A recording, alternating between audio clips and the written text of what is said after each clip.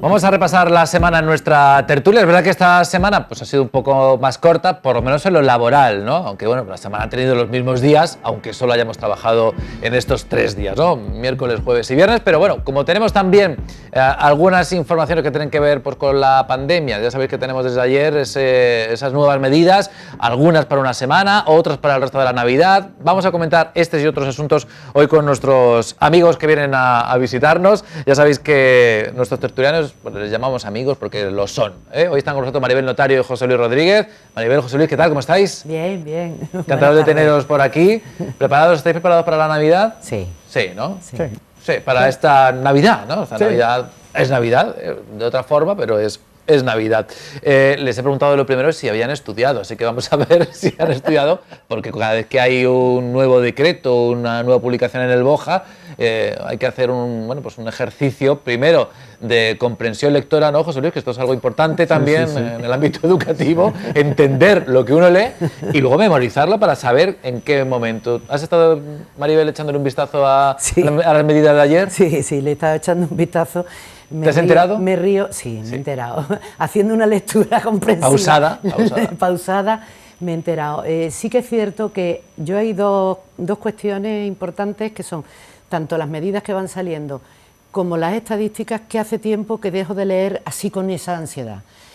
Yo tengo muy claro, que tampoco sé si es totalmente cierto o no, pero tengo muy claro, porque ha habido mucha gente que está muriendo y muchos conocidos que ya han pasado el COVID, porque al principio decíamos, oye, pues se oye en la tele, pero es que no conocemos a nadie, ¿no? Ahora ya tenemos todo el mundo a alguien cerca, ¿verdad? Y conocemos personas que han fallecido. En nuestro caso, además, ya lo dije otra vez que estuve aquí, mi suegro precisamente por COVID, entonces, bueno, pues lo dejo ahí como para leer, pero sin meterme más datos en la cabeza.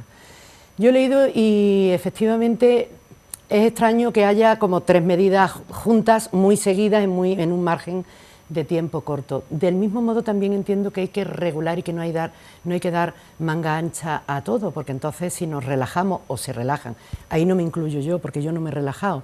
En eso es lo que quería decir, que es que yo suelo ser responsable y tomo las medidas que creo que hay que tomar, las básicas, que son 3, la distancia, la mascarilla y el no estar en sitios cerrados. Esas básicamente, ¿no?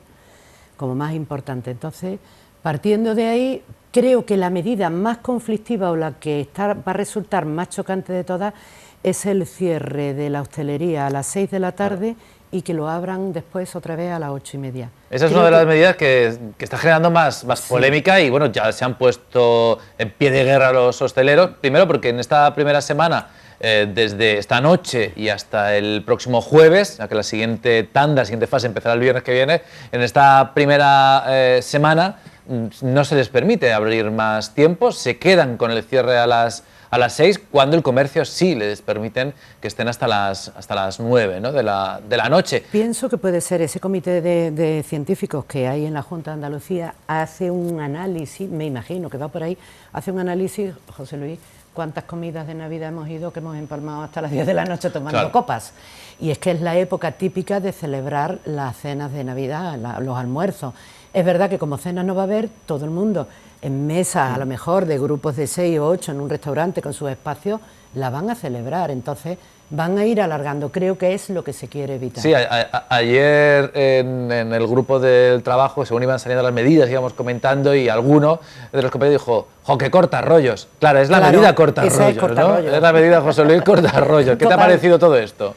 Bueno, responden sencillamente a estrategias que son absolutamente necesarias. Se podrá discutir determinados aspectos y podemos matizar alguno, pero lógicamente que duda cabe que si tenemos más o menos localizado cuáles son los puntos, las actividades o los hechos donde es más susceptible de contagio, hay que atajar aquellos que son el contagio. Es decir, normalmente por caminar, por pasear, etcétera, etcétera, es muy difícil el contagio, por tanto, eliminar ya los confinamientos individuales, pues es razonable. Los confinamientos municipales que se hicieron en Andalucía, pues al final no tenían ninguna lógica, porque efectivamente no hay más contagios, porque además hay que tener en cuenta la perversión de la estadística en función de la población existente, porque alguien vaya de Marbella a Ojén. El riesgo, lógicamente, son, nunca mejor dicho, actividades de riesgo.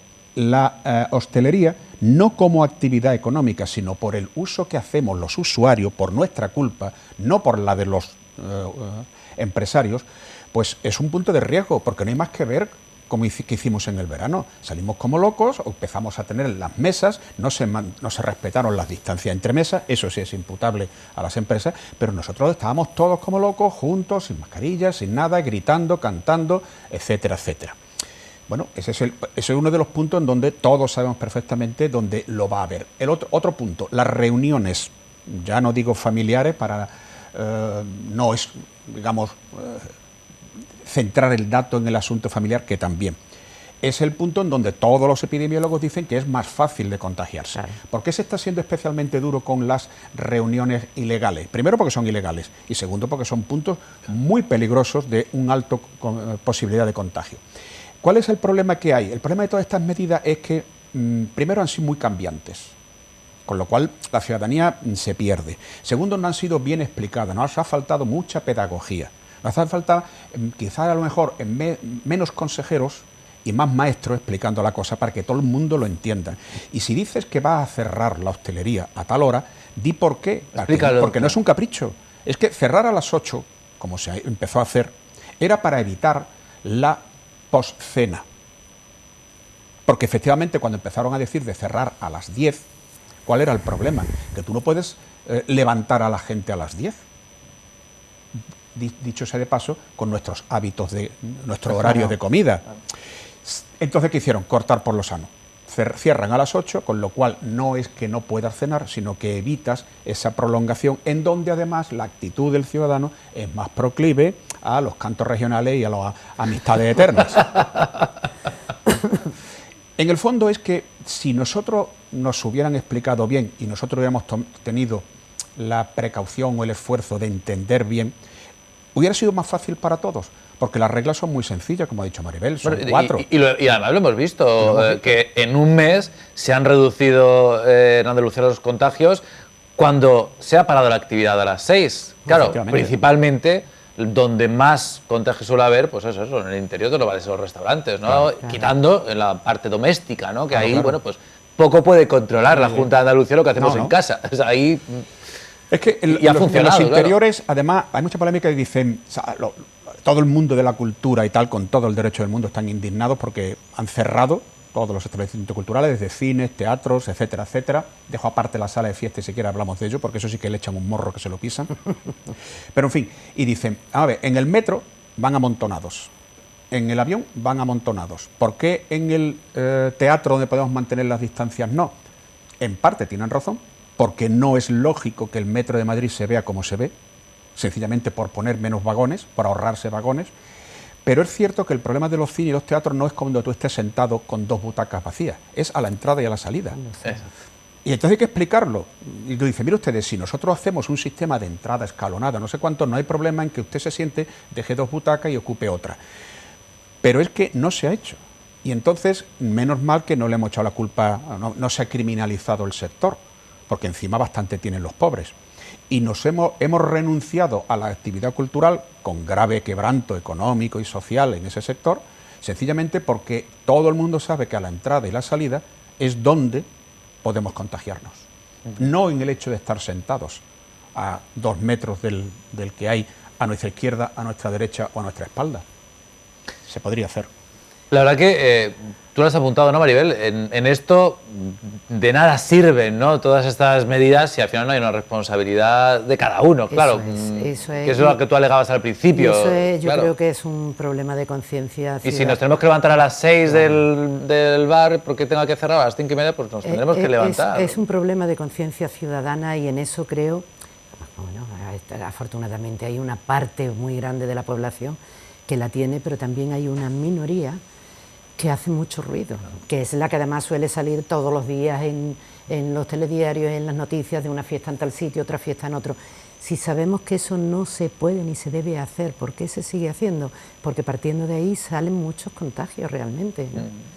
Entonces yo creo que es responsabilidad personal, individual. ¿Cómo ves sobre todo ya cuando entremos más en las fiestas, esto de, por ejemplo, la hostelería cierra a las 6 y abre a las 8, y en ese intermedio, Pues en ese intermedio, yo me imagino, por ejemplo, estar en una comida que no vamos a ir a ninguna, por ahora no tenemos ninguna programada y nosotros éramos... Yo tampoco tengo ninguna comida programada de Navidad. Yo creo que cuando llegaba Navidad habíamos ido tachando en el calendario porque mi marido y yo nos apuntábamos casi a todas. Hombre, ya llevaríamos unas cuantas. Unas cuantas. Llevábamos años que teníamos que empezar pues prácticamente principios de diciembre para poder cubrir todos los ámbitos sociales. Era raro el año que no teníamos 20 entre almuerzos y cenas como mínimo, ¿no? Que ya llegaba Navidad y decía, vamos a tenernos que poner ahora régimen en lugar de comer... Lo que te vas a ahorrar, Maribel, lo que te vas a ahorrar. Sí, pero me imagino, por ejemplo, que de hacerlo, pues a lo mejor en ese ambiente en el que estás a gusto con un grupo, aunque sea más reducido de amigos, pues lo mismo nos daba por pasear, en caso de tener un ratito, paseas, te relajas un poquito y vuelves. Y te tomas la última, ¿no? Creo que lo hará más de uno y más de dos. Sí. Van a ser 2 horas, supongo, para la policía, José Luis, intensas. Porque claro, tienen que controlar que no se cierren más de una puerta y se queden los grupos dentro. Pero sí hay algo que ha cambiado. A lo mejor la conciencia ciudadana tan así no, pero ya somos más vigilantes los ciudadanos de otros. Sí, la policía de balcón, ¿no? Sí. No, desde luego, esta es una medida que va a ser imposible de cumplir. Es decir, la ha decretado la Junta, pero ellos son los primeros que saben que si no hay policía suficiente para ir bar por bar tocando la puerta a las 6:15, ¿hay alguien dentro? Habrá alguno que cerrará y dejará a los clientes dentro. Y el que sea más cumplidor, otro día decíamos en un grupo de antiguos alumnos y tal, bueno, pues te coge la cervecita o el cubata, te va al jardín de enfrente, charlas un ratito y a las 8 vuelve a entrar y te reengancha. Claro. No, yo creo que efectivamente tenían que encontrar una salida porque la restauración, si en diciembre no hacen caja, va a ser muy duro. Ha sido por hacer que haya cenas, claro, por lo menos, mínimamente, ¿no? Yo creo que quizá lo de las 6 a las 8 no tiene mucha lógica. Es decir, como decía el viejo poema, la puntita nada más. No. Diga usted que cierra a las 10, nos acostumbramos todos a cenar un poquito antes, somos más europeos, nos sentamos a cenar a las 8 y a las 10 nos levantamos y nos vamos. Y ya está, y permita usted que la hostelería funcione así. Efectivamente, es más importante otro aspecto que parece que se olvida, la separación entre las mesas. Me decía es que lo del aforo, yo decía, el problema del aforo es otro tema mal explicado y mal gestionado. El problema no es que tenga el 30% o el 50% de aforo. El problema es que si tú puedes tener 2 metros entre mesa y mesa, y si te los puedes tener los que te quepan, y si eso es el 60% del aforo, lo importante no es el aforo, lo importante es que entre el respaldo de una silla y el respaldo de la silla de la mesa de al lado haya 2 metros. Y si eso le significa que tiene más aforo, pues mejor para él. Y si tiene menos, pues tiene menos. Y ahí creo que hasta los mismos ciudadanos, por ejemplo, en eso no denunciamos tanto, no somos tan... Porque al final nos ponemos en la piel del empresario, claro, que dice, bueno, pues si tenía el aforo reducido, ahora ha podido abrir, ¿cómo no va a aprovechar? Y ahí tenemos una mezcla de todo que al final... Antes de meternos con otros asuntos más locales, más nuestros, lo del allegado lo han quitado. ¿Qué os parece lo del allegado? La figura del allegado, la Junta de Andalucía la ha quitado directamente y las reuniones que tengamos en los días de Navidad serán solo de familiares. Es decir, el motivo por el que uno no se puede desplazar es para encontrarse, la agrupación, como le llaman, es para los familiares. Bueno, lo del allegado, la verdad es que ha sido un poco... ha dado para mucho guasa en todo este tiempo, pero efectivamente al final yo creo que realmente las Navidades son tanto Nochebuena como Nochevieja, en la familia se suelen repartir, al ser 2 miembros, uno con familiares de parte de un cónyuge, luego la Nochevieja con otro y la Nochevieja se sale mucho más. En nuestro caso, por ejemplo, nosotros hemos tenido siempre una Navidad, quizás por vivir todos en lugares diferentes, muy familiar. Nosotros nunca hemos tenido una Navidad de salir, ni a bailar, ni nada. Eso lo hemos hecho antes en la cena. La Navidad es familiar, con lo cual... Pero entiendo que hay mucha gente que se reúnen, los amigos íntimos, sobre todo en la Nochevieja, que son esos allegados. Y bueno, pues efectivamente, es que en ambientes diferentes es de donde podemos correr más riesgo, aunque sea una persona a la que quieras muchísimo. Entonces, bueno, pues si llevamos el tiempo que llevamos desde marzo, vamos a hacer un esfuerzo más, sobre todo ahora que estamos ya con vistas a una vacuna, ya parece que hay algunos medicamentos que también están paliando la enfermedad. Vamos un poco a todos unidos a aguantar un poquito y que no volvamos a tener una tercera ola. Bueno, hay que aclarar una cosa, que lo de allegado, que se ha generado una polémica, en parte debido también a la escasa formación gramatical que tienen los españoles. Allegados una forma elegante y no, digamos, problemática de poder permitir a que personas que no están unidas por vínculos legales se puedan reunir. Es decir, una pareja de hecho, con el decreto, no podría cenar juntos. Porque cuando se dice familiares unidos por vínculo familiar, el Código Civil dice lo que dice. De tal manera que, pues, una pareja de gays que conviven juntos, teóricamente, si hubiera una denuncia, llega la policía y tal y cual, empieza a tomar datos, pues no forman parte de la unidad familiar, salvo que hayan pasado por el ayuntamiento y se hayan hecho pareja de hecho. Entonces, ¿cuántos millones de españoles están conviviendo sin que haya un contrato formal entre ellos? Muchos. Y eso era el cubrirlo de allegados. Y más este año que la gente no se ha podido casar. Y más este año. Imagínate la de parejas que viven juntas. Entonces, era una salida para evitar la anécdota de que luego salga la noticia de que personas que conviven todo el año, pues claro, ha habido un problema, le han denunciado al vecino, el famoso, la vieja del visillo que te denuncia, allí hay 6, y viene la policía a comprobar, ¿usted quién es? ¿Usted quién es? ¿Usted quién es? ¿Usted quién es? Y resulta que los titulares de la vivienda, pues a lo mejor podrían ser denunciados. Ese fue el hueco. Es verdad que da pie a que eso es un colaero. Y ahí aparece, no digo ya los cuñados, porque los cuñados son familiares y hubieran dicho, excepción de cuñados, en un momento oportuno. Claro, aquí lo que no se ha hablado, que por ejemplo en otros países como el Reino Unido sí, no se ha hablado, se menciona también, el decreto de la Junta lo menciona, pero no se le da mucha importancia a cuántos núcleos familiares se juntan. Claro. Que quizá el foco más interesante es ese, oye, no se junten ustedes más de 3 núcleos familiares por reunión, claro, con un máximo de 10 personas, ¿vale? Claro, porque si son 10 personas de 10 núcleos familiares, pues se multiplica la probabilidad de contagio por 10, ¿no? Claro. Pero de esto no se habla. No, y hay muchas familias, yo conozco algunas que tienen los hijos repartidos, que se van a reunir, como además para el 24 y el 31 se puede hacer la comunicación, digamos, entre comunidades y todo, pues que por conciencia sí se van a hacer una prueba previa, un día o dos antes, el mínimo tiempo posible, para estar más tranquilos todos. Sería una buena medida, pero vamos, también es muy difícil porque las pruebas así como así, ni siquiera pagándotelas, sí, son tan rápidas. Está a tope ahora está mismo. Saturado. Todo. Aparte de que sobre eso también, lo típico, como hemos estado, otra parte de la epidemia que hemos padecido es la epidemia de los bulos. Sí.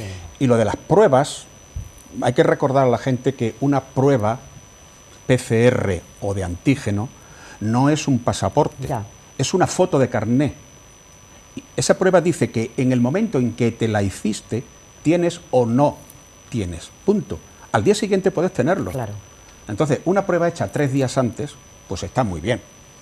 Pero es que justo después de hacerte la prueba puedes haberte contagiado un vecino. Y tú no lo sabes y tienes una falsa tranquilidad que da lugar, aparte de que las pruebas de antígenos tienen una cantidad enorme de falsos negativos, 1/3 aproximadamente, mientras que las PCR son seguras. Pero es que además esa sensación de seguridad que te puede dar una prueba, ojo, recuerda que eso es válido para el momento en que te hicieron la prueba. Vamos con otros asuntos. También ha habido estos días polémica por las luces navideñas. Lo hemos comentado hace también un ratito en el programa. Bueno, pues hace, creo que fue un par de meses, anunciado por parte del Ayuntamiento que no iba a haber iluminación navideña como tal, como otros años, iba únicamente a encender pues Ricardo Soriano y Marqués del Duero y un poquito más, y bueno, pues todo ese dinero se iba a invertir en un proyecto que en este caso, bueno, pues era el concurso navideño, ¿no? En aquel momento se aplaudió todo mucho y gustó mucho, y ha llegado la época en la que todas las ciudades han encendido las luces, Marbella no las tenía y ha surgido lo contrario. Ya están encendidas, fue el miércoles cuando se encendieron, pero aquel que lo aplaudió luego lo ha criticado. En estos días hemos visto esto que era curioso, ¿no? ¿Qué opináis de todo esto que ha pasado con las luces? Que yo le decía esta mañana a Félix Romero, que ha venido al programa, que me da la sensación que al final incluso todos los municipios, todo el mundo ha dejado un poco sola a Marbella, ¿no? Marbella se ha quedado como la única ciudad que no ha puesto luces, todo el mundo lo aplaudió en aquel momento y ahora se ha quedado sola en un mar de bombillas en todo el entorno, es decir, porque el resto de los ayuntamientos, a lo mejor alguno que me corrija si no estoy informado, pero creo que la mayoría ha puesto las luces tal como otros años o incluso más, ¿no? O sea que... Yo creo que cuando yo estuve el mes pasado aquí, que ya hablamos de eso en esta misma tertulia, dije que a mí me había parecido una medida muy demagógica por parte del gobierno local, ¿no? Creo que la Navidad es una época, bueno, pues que cuando yo era niña ponían 4 luces en mi pueblo y ahora en mi pueblo, en los años que he ido, en lugar de las 4 tienen 500. No es como una ciudad porque los presupuestos son diferentes, pero la verdad que en parte también por conseguir un incentivo económico y que la gente parece que con esa iluminación tiende más a estar en la calle, al consumismo. Pero por otra parte está la ilusión interna de los corazones. Es verdad que hemos pasado una época dura desde el mes de marzo y creo que hubiera sido precisamente el año más necesario de tener una ciudad iluminada.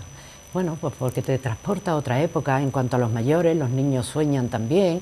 Fíjate, pensar en una cabalgata, ¿no? Los niños que este año la cabalgata, que no lo sé si la va a ver, pero que ya en su día dijeron que en caso de haberla sería estática, serían las personas las que permiten, ¿no? Se permiten las estáticas.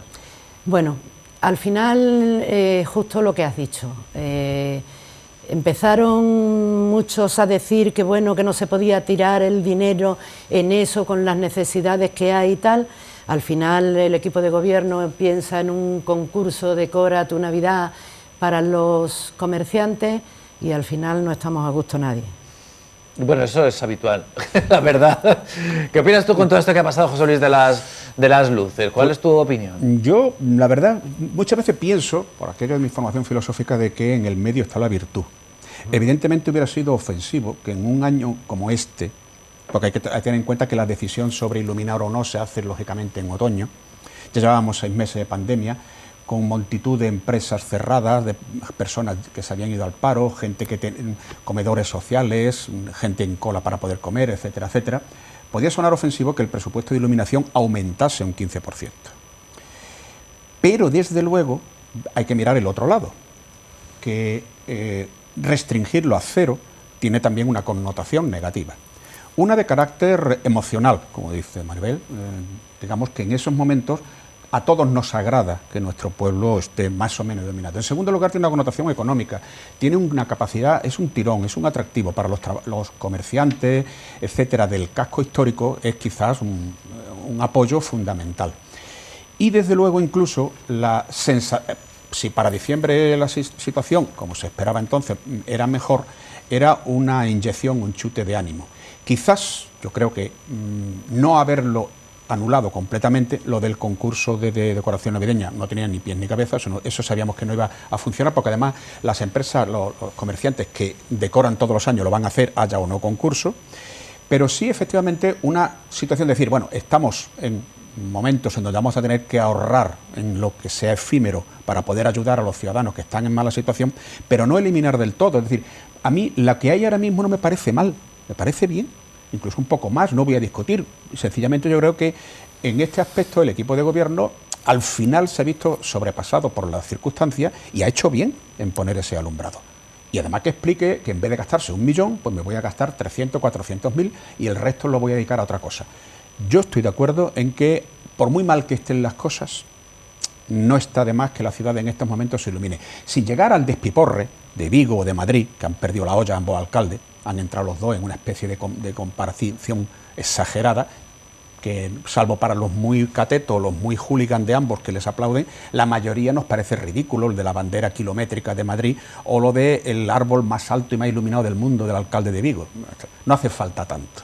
Sencillamente que las calles estén acogedoras para un momento en donde, si nos dejan, paseemos, consumamos y compremos. En el ámbito político, esta semana también ha habido rifirrafe por una enmienda que llevaba el Partido Popular al Congreso de los Diputados y que el Partido Socialista, bueno, pues, echaba para atrás, a través de la cual la intención era que se pudiera recuperar una parte, o en este caso, según iban surgiendo las sentencias por caso de corrupción, esas multas revertieran en Marbella. Esto se había hecho en años anteriores, cada ejercicio presupuestario se llegaba a un convenio a través del cual, bueno, pues se permitía ese movimiento de dinero y Maribel, en esta ocasión, de momento, porque nos decían que puede haber rectificación si así lo creen oportuno, de momento se ha dicho que no. Pues sí, se ha dicho que no y se está a la espera, digamos, que en el Senado se vote la próxima semana, antes de que se apruebe ya definitivamente los presupuestos. La verdad es que ese para mí es bueno, creo que para mí, para muchos ciudadanos es un tema delicado. Lo de Marbella está siendo rocambolesco en cuanto a las deudas, a todo el procedimiento. Pensar, por ejemplo, ¿cómo poder resumirlo? Pues aquellos 15 años que hubo de aquellos desmanes, que todas las administraciones miraban para otro lado y que al final, cuando todo pasó y llegó la gestora, resulta que debíamos, por ejemplo, toda la seguridad social de esa época y Hacienda también y a bancos y a tal, empezamos a normalizar y a regularizar y bueno, se van haciendo las ayudas entre comillas que se han podido hacer a Marbella, que son insuficientes desde administraciones superiores desde mi punto de vista. Al final, sea como sea, yo recuerdo, por ejemplo, en la Junta, cuando Gaspar Zarría llegó aquí, dijo que admitía que durante esos años no se habían invertido 100 millones de euros en Marbella. Pues si no se habían invertido, a lo mejor esos 100 millones de euros que debíamos, a lo mejor nos los tenían que haber perdonado, porque no. Pero bueno, es entrar a detalle. De ahí pasamos al famoso día que el juez Godino le entrega un talón a Ángeles Muñoz, no recuerdo ya si eran 12.900.000 o 13 y pico, y que bueno, que automáticamente la Seguridad Social dice que no, porque bueno, que nos podemos quedar con los bienes inmuebles, pero que no con el dinero. Y ahí empieza ya otra cadena, el ayuntamiento lo pone en un contencioso administrativo, en un juzgado, lo gana en primera instancia, la Seguridad Social recurre otra vez y dice que bueno, que ya rompe el pacto y que en lugar del pacto que tenemos a 40 años, que ahora nos reclama la deuda total de 199 años. ¿Tanto tenemos que padecer en Marbella para llegar a un acuerdo y que nos dejen con un presupuesto que no lo sé, yo creí que era mayor? Este año he leído que el 52% del presupuesto nuestro pertenece al capítulo 1, que es pago de nómina. Si de ese que nos queda otro 48% que tenemos que seguir pagando deuda, tanto a Junta de Andalucía como a Seguridad Social y Hacienda, por favor, solamente digo eso, por favor, una mijita de conciencia, y si hay que volver a renovar pacto año tras año o cada X tiempo habrá que hacerlo, pero ¿por qué tenemos esa persecución siempre? Yo me siento así, desde luego, como ciudadana. José Luis. Bueno, digamos que la entrada que tú has hecho es una cosa y luego han salido un montón de cosas más. En primer lugar, la proposición no de ley que presentó el Partido Popular, que hay que decir las cosas, fue una proposición no de ley para que se firmase un convenio para que durante el año 2020 lo que se recaudase por las multas fuese al Ayuntamiento de Marbella. Bien, cuando se ha dicho de que eso era siempre así, no es verdad. Eso nunca ha sido así. La recaudación de las multas la recauda la entidad que lo pone, es decir, la administración que lo pone. En este caso son multas judiciales y las pone el Estado. Por lo tanto, por ley, y no hay otra salida, tiene que ir al Estado. Y por primera vez en la historia se hizo un convenio en el año 2018 con Pedro Sánchez de presidente, en donde autorizó que el importe de las multas de ese año 2018 se entregase al Ayuntamiento de Marbella mediante precisamente una modificación de la ley, si no, no se hubiera podido hacer. Y además se decía que eso tendría que presentar el Ayuntamiento de Marbella se comprometía a que presentase una justificación de los gastos por el importe exacto que se le hubiese remitido, cosa que no ha hecho. El Ayuntamiento de Marbella no ha justificado en qué se gastó el dinero que le llegó por el convenio de 2018 y tenía hasta 30 de junio de 2020 para haberlo justificado. Se dijo que era para hacer un parking y una promoción turística. Bien, ni uno ni lo otro se ha hecho, pero podía haber intentado otra justificación. Por ello es por lo que Hacienda dice que mientras no se justifique la subvención, el pago anterior, no se puede firmar un nuevo convenio. No ha sido por otra cosa. En segundo lugar, con respecto a la deuda de la Seguridad Social, el famoso cheque de los 12 millones que le entregó el presidente de la Audiencia Provincial de Málaga no es de multas, es de la responsabilidad civil de los bienes que se pudieron recuperar vía judicial, en donde en el marco de otro acuerdo, otro convenio, este sí anterior, se le pasasen al Ayuntamiento de Marbella. ¿Cuál fue el problema?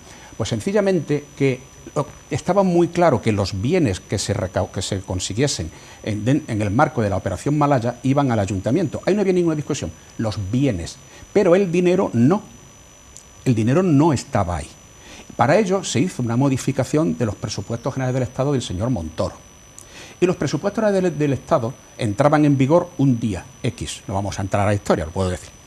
Y la foto, la entrega del dinero, se hizo 12 días antes. Si hubiese esperado 12 días, lo que se les recriminó, el afán de hacerse la foto, si hubiera esperado 12 días, esa entrega de dinero hubiera estado enmarcada en los presupuestos generales del Estado del año 2017-2018, que eran los últimos vigentes, y por lo tanto se lo hubiera podido hacer. La Seguridad Social ahí lo que hizo fue aplicar la ley. Ese dinero no estaba amparado por ninguna disposición legal. El dinero, repito, los 12 millones del talón. Pero una foto va a afectar No, realmente... hombre, la foto y el ingreso en cuenta. Es que ese talón, la foto era, además no era el talón, era una cosa muy grande. Entendámonos, cuando se hace la foto ese dinero ya está en la cuenta del banco, del ayuntamiento. Y Seguridad Social dice, a esa fecha usted no puede ingresar, a esa fecha ese dinero está embargado. Todos los ingresos de Malaya están embargados por las administraciones que demandaron a Gil, que son la Seguridad Social, Hacienda y un montón de proveedores privados. Y el ayuntamiento estaba de los últimos porque no se había personado anteriormente, pero bueno, eso ya es entra en otro aspecto. Era una justificación, es que era así la ley. De todas maneras, al ciudadano de a pie, por ejemplo, eso ya creo que forma parte de la historia, a lo mejor partidista que hay de dos administraciones, de decir que ocurrió, por ejemplo, 12 días antes, que aunque legalmente la foto fuera así, pero hay una sentencia de un juez que dice y que considera que esos bienes deben venir a Marbella. Recuerda también que, por ejemplo, antes de que los presupuestos de Montoro se hiciera esa disposición adicional, también se había dado otro caso, una excepción, que fue un dinero que vino del narcotráfico en Galicia, que también se hizo una excepción y quedó precisamente para que se hicieran centros de acogida para drogodependientes. Entonces, aunque vayamos a mirar con lupa la cuestión de 12 días que se anuncia antes de que esté publicado, la buena voluntad, entre comillas, de partidos de ideología diferentes en gobierno están haciendo que lleguemos a esta situación. No, es verdad que eso, lo cierto es que ese rifirrafe político existe, claro, y ese oportunismo o no oportunismo de ciertas acciones, y eso es algo que el ciudadano no entiende. Es verdad que claro, pues, todo el mundo... El ciudadano de pie no tiene además por qué saber ni quiere llegar al detalle de si eran 12 días antes de la publicación o no. Hay una sentencia y unos presupuestos que dicen que nos puede venir a nosotros, y luego hay una interpretación que no digo que no sea legal, pero bueno, que también ya van ganadas en dos instancias, tanto en eso como en la Audiencia Nacional, que le ha vuelto a dar la razón de nuevo al Ayuntamiento en diciembre de 2019. Todavía está el recurso, está claro que algún día lo disfrutaremos. Estas cosas las seguiremos comentando porque siguen ocurriendo y parece también que es un poco lo del día de la marmota, ¿no? Esto vamos repitiéndolo varias veces, sí. Lo de el dinero de las sentencias judiciales que regrese a Marbella, bueno, pues como bien nos explicaba José Luis, legalmente no es fácil, no se hace y tiene que ser pues excepciones, y para que haya excepciones pues tiene que haber también voluntades por las dos partes, ¿no? Voluntades políticas para querer ponerse de acuerdo, porque si no se quieren poner de acuerdo no se ponen. Yo siempre digo que si hay alguna otra ciudad en España que durante 15 años haya vivido lo que vivió y que no hubiera pasado nada. Bueno, lo de Marbella siempre es especial, yo creo, siempre. Así que, bueno, nos tenemos que despedir, que nos hemos quedado sin tiempo. Yo veo que tengo la mitad de lo que íbamos a hablar, que no hemos hablado, así que bueno, lo tendremos que dejar para otro día. Un mensaje sí quiero dar antes, felicitar a todos los televidentes en la Navidad, que sea una Navidad intensa y sobre todo que tengamos muchos niveles de conciencia para disfrutar de una manera entrañable. Fíjate, yo siempre me acuerdo, ayer precisamente me acordé tengo algunas personas que dicen, yo por mí, vamos, la Nochebuena me metía en la cama a las 10 de la noche y ya no me levantaba hasta que pasara Reyes. Pues este año es el año de disfrutarlo de una manera diferente. ¿Y se puede disfrutar? Claro que siguiendo sí. Las medidas de seguridad, de precaución, todo, se Claro puede que perfectamente disfrutar de otra forma, pero hay muchas formas de disfrutar, no solo una. Gracias por venir, Maribel. Gracias, José Luis, como siempre, por acercarte, por compartir un ratito con nosotros. Y como no nos veremos, pues felices fiestas. Igualmente. Que las paséis y las disfrutéis como os apetezca, pues que sí. Es como hay que hacerlo, con seguridad, claro que sí. Y ya sabéis, buen fin de semana. Nos vemos el lunes, que estaremos aquí puntuales a la cita. Y fin de semana que se empiezan a relajar las medidas, no os desmadréis, por favor, con tranquilidad, no salgamos todos de golpe, que veo yo que el fin de semana va a ser intenso. Hasta el lunes.